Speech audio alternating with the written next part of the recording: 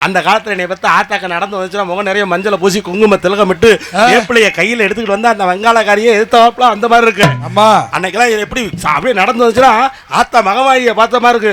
அந்த காலத்துல எப்படி கோயிலுக்கு போனாங்க? எப்படி? பொன்மங்களே தேவி அம்மா, பொற்பன காளியம்மா, ஆழகுடி நாடியம்மா, அறந்தாங்கி வீரம காளியம்மா.